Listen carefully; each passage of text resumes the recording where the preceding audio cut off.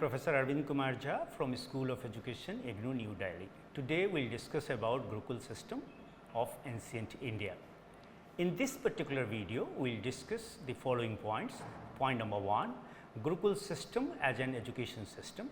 What is a Gurukul and features of Gurukul like Guru-Shishya relationship, holistic education such as intellectual, ethical and spiritual growth, which was there in Gurukul system, experiential learning and immersive education, and more importantly the pedagogical tool, oral tradition, which I consider a powerful pedagogical practice as a pedagogue.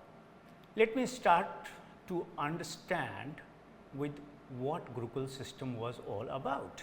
You all know the Gurukul system was a traditional Indian education system where students lived with the guru or the teacher in a secluded setting, emphasizing holistic development through a blend of academic, moral and spiritual learning with a strong emphasis on experiential and immersive education.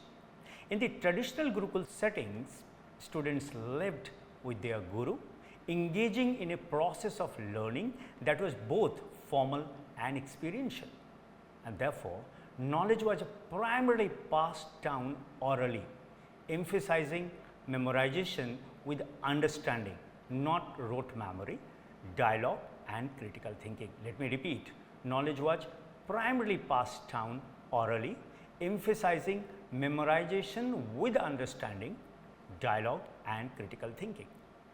As far as the curriculum is concerned, the curriculum in Gurukul was diverse, encompassing not only sacred text like the Vedas and Upanishads, but also subjects such as philosophy, logic, astronomy, mathematics, arts, ethics, etc. Rooted in the Vedic and Upanishadic traditions, the system was designed to impart a well-rounded education. Now, this was in short about Gurukul system. Let us try to understand what is a Gurukul. The word Gurukul means from the family of gurus or from the family of Kul. The teachers in ancient India were addressed as gurus as well as acharyas, we all know. They are not only responsible for the individual's intellectual or educational development, but were also responsible for their behavioral, ethical, cultural, social and spiritual development. So, gurus or teachers were considered even more vital than the parents as they helped an individual develop from the fundamental level to the supreme level. In Gurukuls, the shish or the students were expected to stay at the guru's residence along with the guru's members of the family, not only to pursue education and observe discipline, but also serve the family of gurus in their day-to-day course was expected from the shishyas. This taught them the sense of responsibility and duties towards their families and gave them the sense of politeness to do something in return of something. Before I talk about what are the unique features of Gurukul, it is very important to understand the human life in stages as conceived by great sages in ancient India. As we all know that the life philosophy determines human life and its education. Human life was divided into 4 significant stages which had its own importance, roles and functions. These stages were referred to as ashrams such as Brahmacharya ashram, Grihastha ashram, Banprastha ashram and Sannyas ashram. Friends, Gurukul system is directly related with Brahmacharya ashram, where they learnt and prepared themselves for all other ashrams. Now, the unique feature of Gurukul system was a Guru-Shishya relationship, unique relationship. The Guru-Shishya relationship is one of the most significant and revered aspects of the Gurukul system of education. Rooted in ancient Indian traditions, this relationship transcended the conventional teacher-student dynamic, evolving into a deeply spiritual, intellectual and personal bond. Guru and Shishya together formed the foundation of a system where learning was not merely an exchange of information, but a transformative experience that shaped both the mind and the soul. The Guru-Shishya relationship in its essence was symbiotic, emphasizing trust, respect, mentorship and the holistic development of the individual. The Guru's role extended far beyond transmitting knowledge. They were entrusted with the responsibility of shaping the student's moral, intellectual and above all spiritual life. A Guru or Acharya was considered a living embodiment of wisdom and divine knowledge, often possessing profound insights into life, philosophy and the nature of existence. The Guru was respected not just for their mastery over the subject matter, but for the capacity to lead the student towards self-realization and enlightenment. In this system, friends, the Guru's wisdom was seen as a conduit to higher truths and spiritual awakening. The spiritual dimension of this relationship is encapsulated in the saying that the Guru is a Brahma, Vishnu and Maheshwara. In short, the trinity of creation, preservation and destruction. The Shishya or the students was expected to approach their education with deep respect, humility and devotion. The relationship was not one of mere intellectual transaction, but one rooted in emotional and spiritual commitment. As Shishya's readiness to learn, their devotion to the Guru and their willingness to surrender personal ego were essential for the effective learning. The Shishya in the Gurukul system played an active role in their learning process. The learning journey was characterized by rigorous discipline, continuous questioning and a deep engagement with the teachings of the Guru. In return, they respected and served the Guru, often assisting in various duties around the ashram or Gurukul, which were seen as acts of humility and service, or in other words, act of seva bhav. The Guru-Shishya relationship in the Gurukul system was deeply personal and spiritual. The bond between the Guru and the Shishya was founded on mutual respect, trust and affection. The Guru was expected to be a role model, someone whose life embodied the very values, discipline and wisdom they imparted. The continuity of knowledge across generation was an essential part of the Gurukul system. The concept of Shishya Parampara or the lineage of disciplines played a key role in preserving the intellectual and spiritual traditions of India. Friends, knowledge in the Gurukul was passed down from Guru to Shishya, from one generation to the next, creating an unbroken chain of wisdom that transcended time. Now, let me talk about the experiential learning and immersing education, which was, like Guru Shishya Parampara, a unique feature of Gurukul system. The Gurukul system is often associated with immersive, hands-on learning, where the students learn through direct experience under the guidance of a guru or a teacher or acharya. This system, prevalent in Vedic and medieval times, emphasized not just intellectual knowledge, but also practical skills, ethics and values, all within an intimate, community-oriented setting. Experiential learning is the process whereby knowledge is created through the transformation of experience.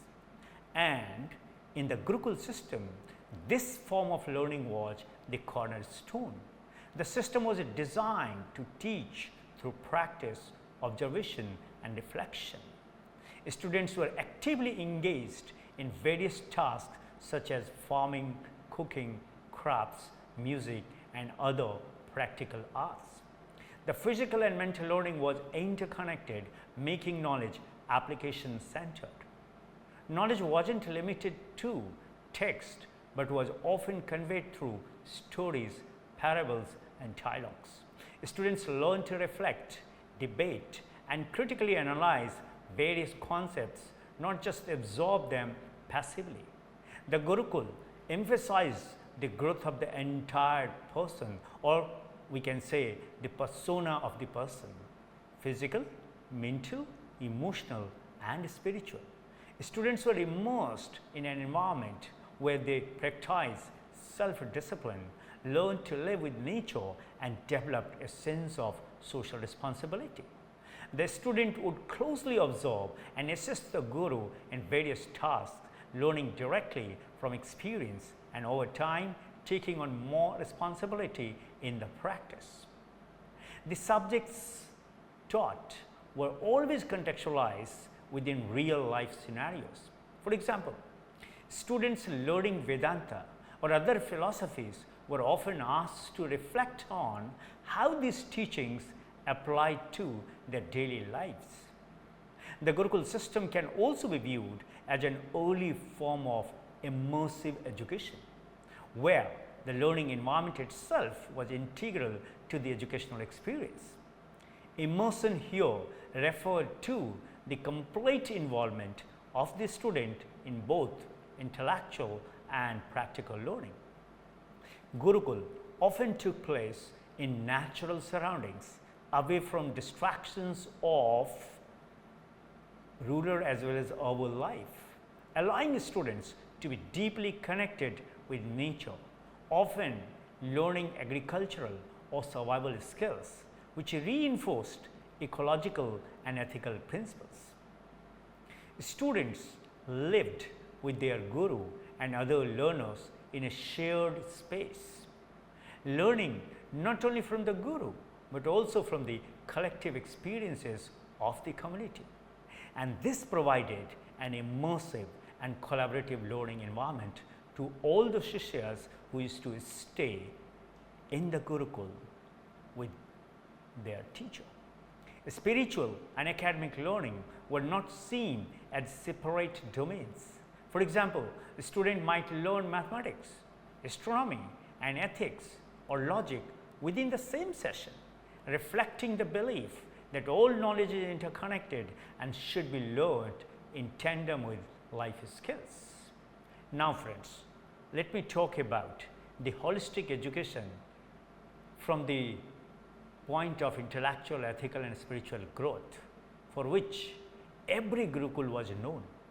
And that's why it is said that the Gurukul system was based on holistic education model.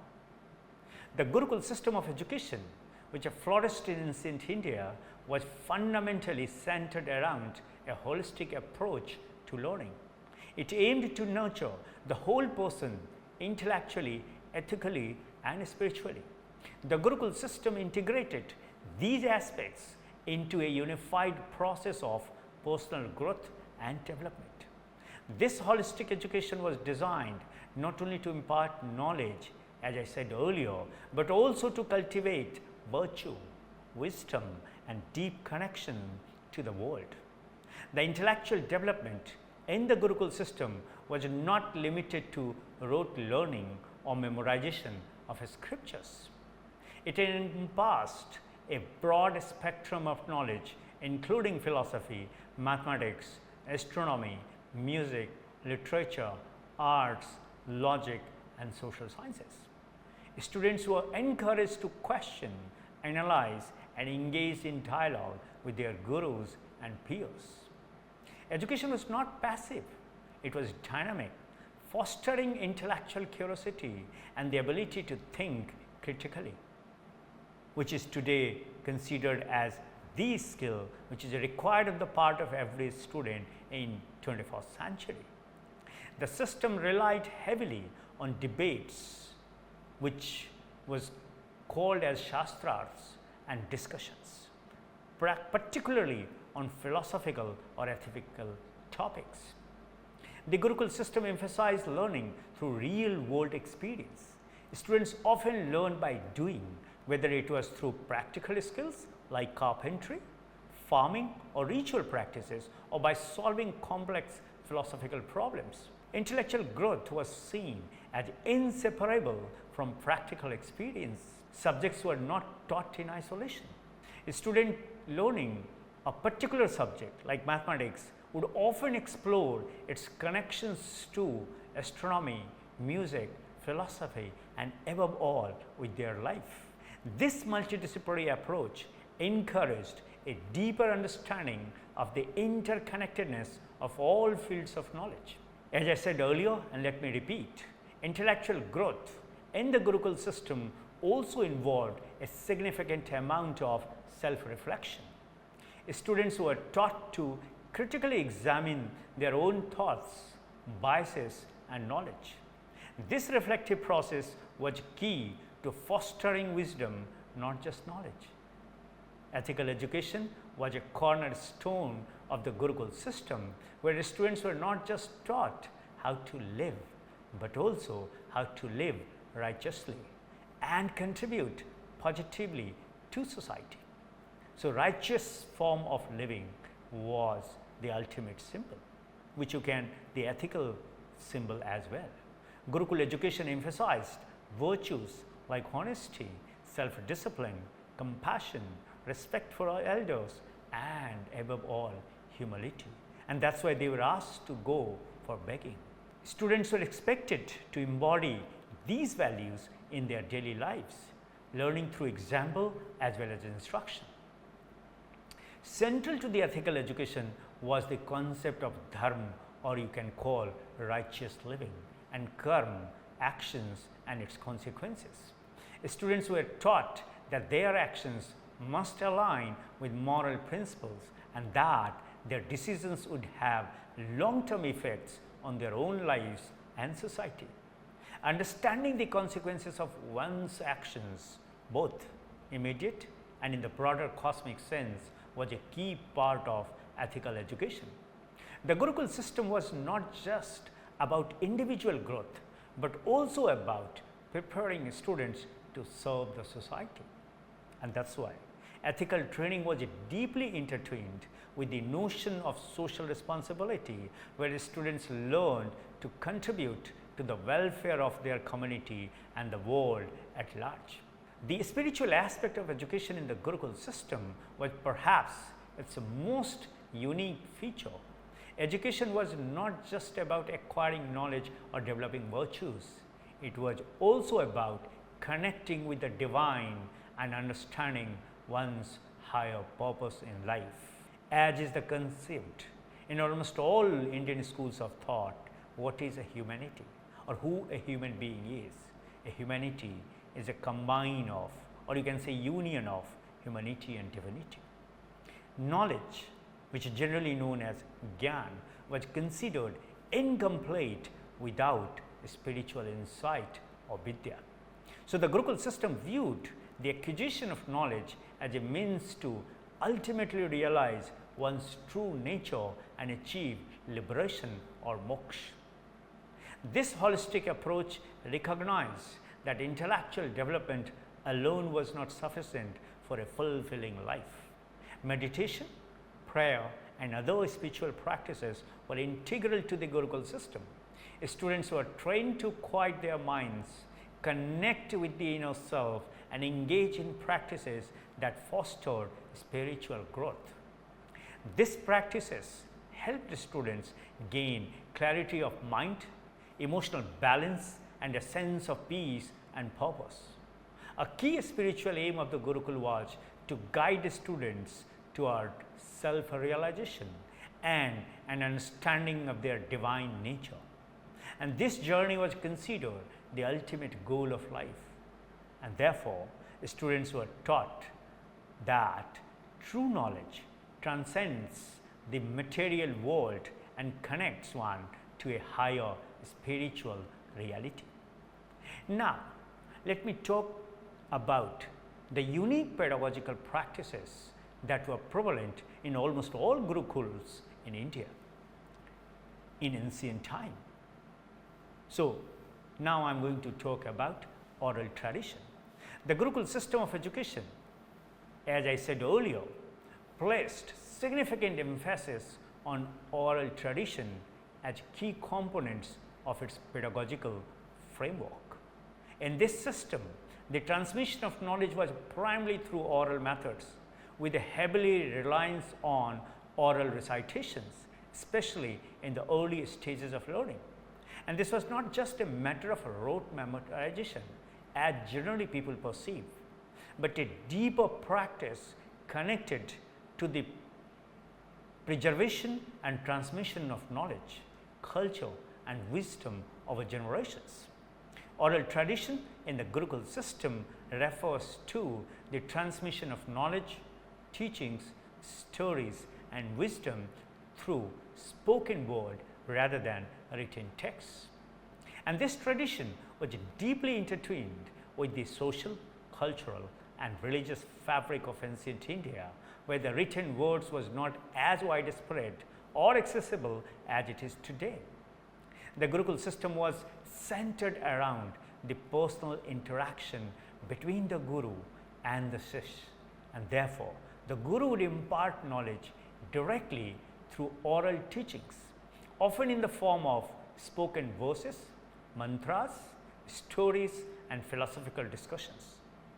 And this very one-to-one or a small group setting allowed for individualized instruction and personalized transmission of wisdom. In the absence of printed books or widespread written texts, smriti, which generally people call it memory, no, smriti became a critical skill. Students were taught to memorize long passages of scriptures, philosophical texts, hymns and even complex knowledge in fields such as astronomy, mathematics, music, logic, etc.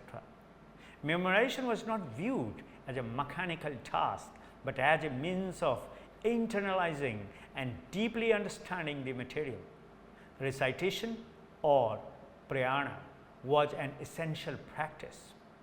Students would repeat the material aloud, which not only helped in memorization, but also in reinforcing the meaning and significance of the teachings. Oral recitation was seen as a method for cultivating both intellectual and spiritual understanding.